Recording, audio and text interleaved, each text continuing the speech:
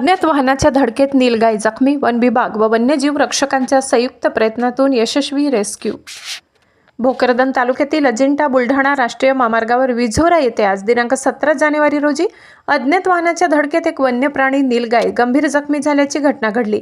या घटनेची माहिती सामाजिक कार्यकर्ते श्री राजू शहा आणि मुस्तफा पठाण यांनी वन विभागाला दिल्यानंतर वन विभागाने तात्काळ कार्यवाही केली। माहिती मिळताच वन परिमंडळ अधिकारी श्री योगेश डोंबळे यांनी वनरक्षक बावणे, पांगरीचे श्री आनंद वर्षील, वनसेवक जयाजी शिंगारे, श्याम गव्हाणे, मोमीन तडवी यांच्यासह घटनास्थळी धाव घेतली। पाहणी दरम्यान सदर नीलगाय एका पायाने गंभीर जखमी असल्याचे आढळून आले। जखमी अवस्थेत असतानाही नीलगाय शेतामधून पडत असल्याने तिला रेस्क्यू करणे आव्हानात्मक ठरत होते। परिस्थितीचे गांभीर्य लक्षात घेऊन संभाजीनगर येथील वन्यजीव रक्षक श्री आशिष जोशी व त्यांच्या टीमला पाचारण करण्यात आले।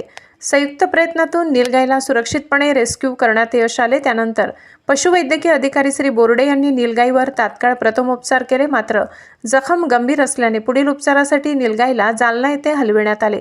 ही संपूर्ण कार्यवाही माननीय सहाय्यक संरक्षक जालना श्री सुदाम मुंढे साहेब व माननीय वनपरिक्षेत्र अधिकारी जालना उत्तर श्रीमती नीता फुले मॅडम यांचे मार्गदर्शनाखाली पार पडली।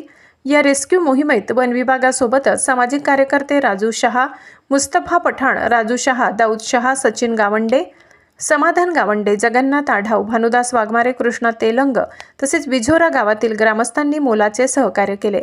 तसेच संभाजीनगर येथील वन्यजीव रक्षक श्री आशिष जोशी व त्यांच्या टीमचे विशेष योगदान लाभले। वन्यजीव संरक्षणासाठी वन विभाग, सामाजिक कार्यकर्ते व नागरिक यांच्यातील समन्वयाचे हे उत्तम उदाहरण ठरले।